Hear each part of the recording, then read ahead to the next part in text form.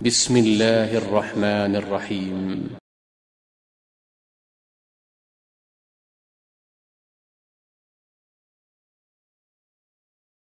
Selanjutnya untuk menyingkat waktu kita kembali lagi ke Dr. Iqbal. Oke. Kita mulai aja. Bismillahirrahmanirrahim. Assalamualaikum warahmatullahi wabarakatuh. Selamat malam, salam sejahtera buat kita semua. Terima kasih atas kesempatan yang diberikan kepada saya untuk mempresentasikan satu topik yang menurut saya topik ini cukup penting ya. Saya beri waktu 15 menit dan saya minta maaf karena ada technical problem sebelumnya, jadi mungkin saya percepat aja. Mungkin nanti kita akan berbicara lebih panjang pada sesi tanya jawab, jadi ini sebenarnya hanya untuk brief summary saja. Topik yang diberikan kepada saya adalah perkembangan pandemi COVID-19 dan vaksin COVID-19. Next slide. Disclaimer bahwa opini yang saya kemukakan di sini adalah opini pribadi saya dan tidak merepresentasikan opini dari tempat perusahaan saya bekerja. Next slide, please. Ada dua poin penting yang ingin kita diskusikan pada malam hari ini. Yang pertama, sebenarnya seberapa jauh sih progres pandemi COVID saat ini? Dan kira-kira prediksinya bagaimana? Kedepannya itu kira-kira bagaimana? Apakah kita akan menjadi normal atau akan kita tetap hidup bersama COVID ini selamanya? Kemudian yang kedua, tentang ketersediaan vaksin. Apakah memang ketersediaan vaksin ini merupakan solusi atau ini cuma merupakan semacam euforia dari kita saja? Next slide, please. Ini adalah gambaran global tentang situasi COVID saat ini. Kita ketahui bahwa secara global saat ini telah terdapat sekitar 30 juta confirmed cases dan hampir mendekati 1 juta kematian. Jadi kalau ada orang yang masih menyebutkan bahwa COVID-19 ini hanya merupakan ada-ada saja atau merupakan semacam sesuatu yang diada-adakan oleh banyak orang atau semacam sesuatu yang sebenarnya semu, maka saya kira ini tidak tepat ya, karena dengan angka 30 juta ini dan 1 juta kematian ini adalah pertama kali di dalam sejarah ada sebuah penyakit yang hanya dalam waktu kurang dari 5-6 bulan bisa menimbulkan 30 juta kematian, 30 juta kasus dan 1 juta kematian. Next slide. Ini kita lihat gambaran situasi di Qatar saat ini. Kalau kita lihat ini gambaran kasus barunya, ini memenuhi dengan jelas bell shape. Jadi bell shape itu semacam normal distribution. Kita lihat dimulai di sini Februari, kemudian meningkat mencapai peak itu pada tanggal 31 Mei, sekitar akhir-akhir Mei, kemudian menurun secara signifikan di sini. Walaupun menurunnya itu belum sama ketika Februari, jadi masih ada peningkatan sedikit. Ini mungkin disebabkan karena fase relaksasi yang saat ini sudah masuk fase 3-4. Sementara tingkat kematian di sini kita lihat kematiannya itu masih sekitar 208 selama 6-7 bulan. Sekarang kita coba lihat di Indonesia. Next slide, please. Nah, ini gambaran situasi COVID di Indonesia. Bagian atas ini adalah kasus yang terkonfirmasi. Sebagaimana kita lihat di sini, kasusnya itu sekarang sudah mendekati 240-250 ribu. Dan sayangnya hingga saat ini kita itu belum tahu peaknya itu kapan, puncaknya itu kapan. Kalau kita lihat kurvanya itu masih terus naik. Terakhir informasi yang kita dapat hari ini itu sudah mendekati 4.000 kasus baru. Nah, jumlah kematiannya juga sangat signifikan, itu sekitar 9 ribuan, sudah mendekati 10 ribu. Dan kalau kita lihat trennya di sini, trennya itu belum menunjukkan adanya penurunan. Jadi kira-kira ini adalah gambaran sekilas tentang kondisi kita bandingkan tadi dengan Qatar dan kita bandingkan di seluruh dunia. Next slide. Bagaimana selanjutnya pandemi COVID ke depan ini? Ini endingnya bagaimana sih? Apakah happy ending atau sad ending? Para ahli membuat ada semacam 4 way out kemungkinan ending dari COVID ini. Yang pertama yang disebut sebagai eliminasi. Eliminasi itu artinya kasus COVID itu benar-benar diturunkan pada titik yang terendah. Jadi bukan berarti nihil atau tidak ada, tetapi dia berada pada titik yang sangat rendah. Itu yang disebut eliminasi. Dan ini yang banyak digunakan oleh beberapa negara. Jadi dia melakukan program eliminasi. Yang kedua, yang disebut sebagai eradikasi. Eradikasi ini namanya total abolishment. Jadi benar-benar COVID itu ditiadakan. Jadi dibuat sampai nol. Ini agak susah dan di dunia ini hanya ada beberapa negara yang menggunakan metode eradikasi ini. Di antaranya adalah New Zealand atau Selandia Baru. Dan yang kemungkinan yang ketiga adalah epidemiologi COVID itu tidak akan mengalami eliminasi atau eradikasi, tetapi dia akan mengalami fade. Jadi dia akan turun naik. Jadi turun naik tetapi tidak terlalu jauh. Jadi katakanlah misalnya morbidity-nya agak turun sedikit, kemudian naik lagi, turun sedikit, naik lagi. Demikian pula, tetapi tidak mencapai titik yang dicapai oleh eliminasi dan eradikasi. Kemudian yang keempat, itu adalah stay the same.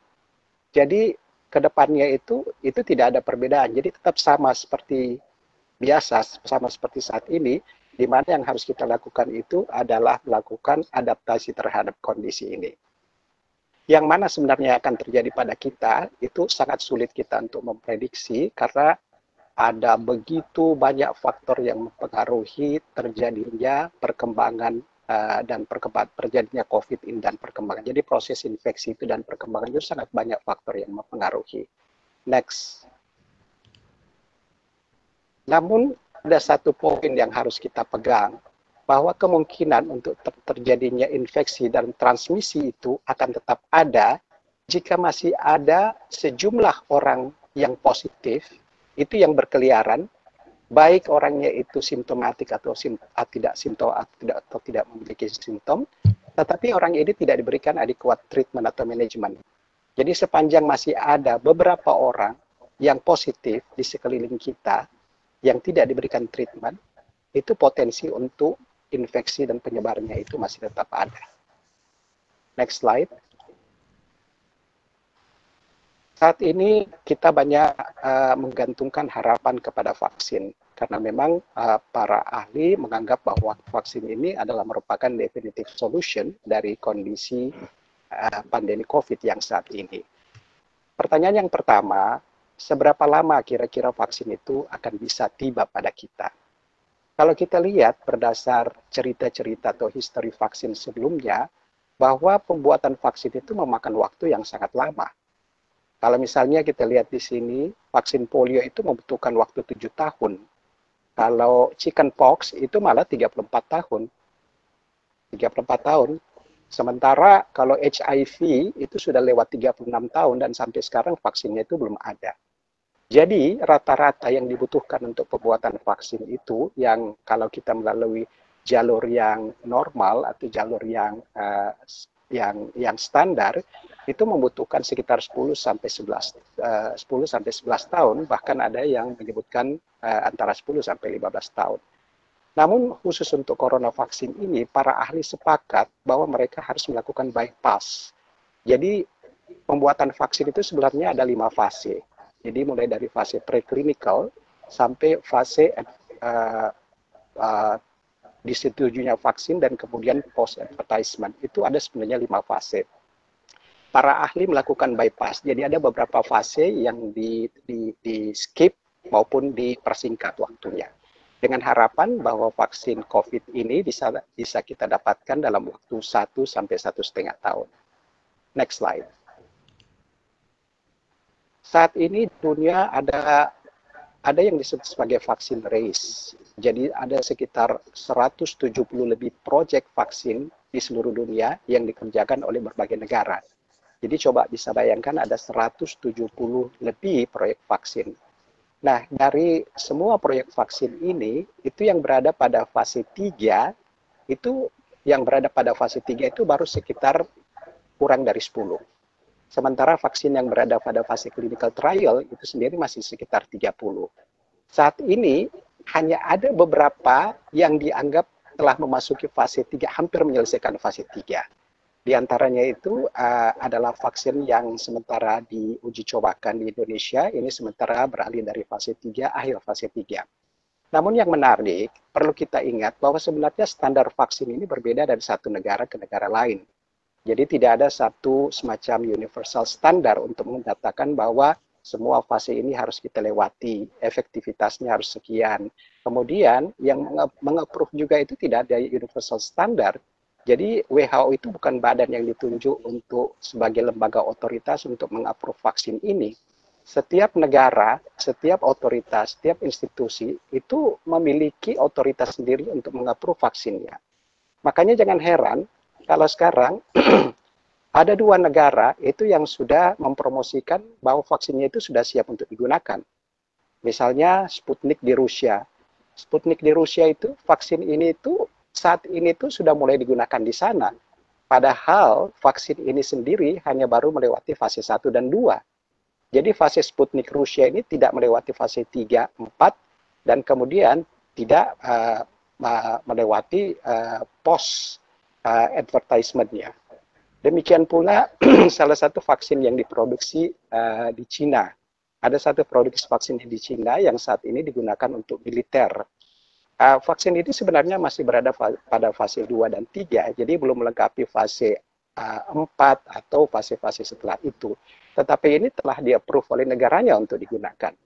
Jadi kita lihat di sini bahwa sebenarnya masalah vaksin ini tidak ada universal standard dan tidak ada universal definition tentang efektivitasnya maupun tingkat keamanannya. Namun ada beberapa hal yang para ahli telah sepakati. Yang pertama, bahwa tingkat efektivitas vaksin yang akan kita gunakan itu minimal 50%. Jadi kalau ada vaksin, jadi katakanlah misalnya proyek-proyek ini nanti berhasil menciptakan vaksin. Tetapi kalau vaksinnya itu sendiri dibawa dari 50%, ini tidak dianggap sebagai sesuatu yang efektif. Karena nilai kurang dari 50% itu tidak bisa memberikan herd immunity untuk kepada seluruh populasi.